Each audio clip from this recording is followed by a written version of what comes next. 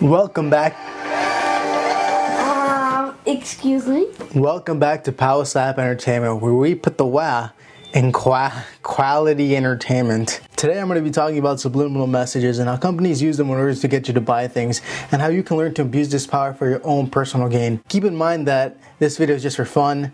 I'm not a psychologist and I'm recording this in my boxers. A subliminal message for the sake of this video is a message received below consciousness.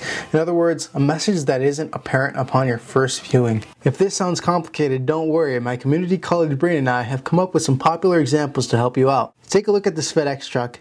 If you look closely between the E and the X, you can see an arrow. Now what this can mean is open to interpretation. To some people this can be seen as some random arrow, but personally it reminds me of those speed boost arrows in Mario Kart. Maybe a subliminal message here is that FedEx has safe and speedy services and is willing to bomb the competition. Now check out this Coca Cola can. If you flip it around, you can see this strange octopus man drinking from what appears to be a soda can. Clearly the message here is that octopuses are people too, and that you should respect the ocean. That, or the Coca Cola company just wants to trigger some sort of thirst in you when looking at their can. Since subliminal messages rely so heavily on the subconscious of an individual, many people will look at the same thing and take away something completely different. For example, I want you to look at this image and tell me what you think it looks like. A man's face, a butterfly, a koi fish, a dog, a small boat, a seahorse with a giant drumstick hat, a monster sucking out some dude's head, or D, none of the above. I'll give you a couple seconds to answer, or you can just pause the video.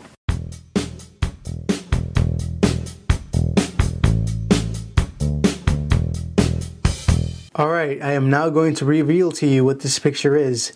The correct answer is dog.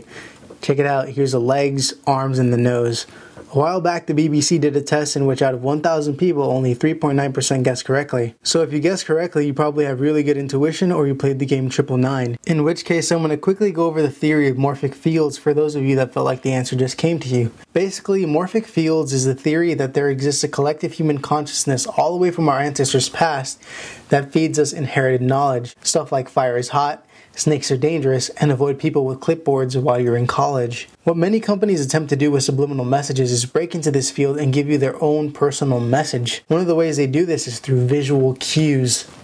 Not those kinds of cues. These kinds of cues. Ever wonder why most fast food chains use the colors red or yellow? It's because those are the colors that stand out the most and make you the hungriest. When a company uses aggressive colors, they're telling your brain to focus in on them, and this gets more people to check out their product. Grocery stores have even begun to increase their size of their shopping carts in order to get you to buy more things. The only problem is most of the time you end up getting trapped behind some dude in the aisles named Carl that can't decide what peanut butter to buy. Sometimes the subtle approach is the best, because flashiness can backfire. An example of this is interactive refrigerators. I once saw an interactive fridge that played a video clip of a girl pretending to be freezing.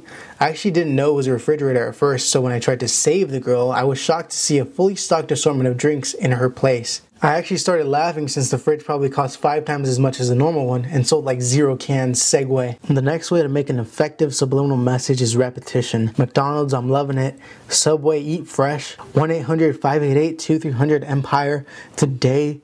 Repetitious phrases have a way of sneaking into our brains and influencing our behaviors. One day you'll just be chilling on your couch half naked covered in Cheeto dust and your friend Mike will call you up like, yo dog, do you know where I can find a good hotel? And you'll respond with hotel, Trivago, and you'll feel a sense of corporate disgust wash over your body. Segway. Finally, a good subliminal message makes people feel emotions. Remember those old pistachio commercials where they had a whole bunch of celebrities like Psy and insert other guy? They probably thought if people liked these celebrities, they'd be more likely to check out their pistachios.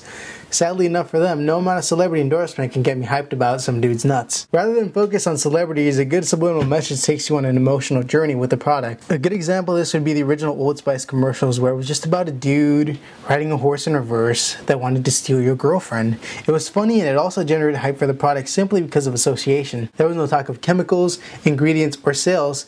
It was just something that was fun and translated that fun to the audience. Wait a second. Fun. Big. Red. Repetitious phrases.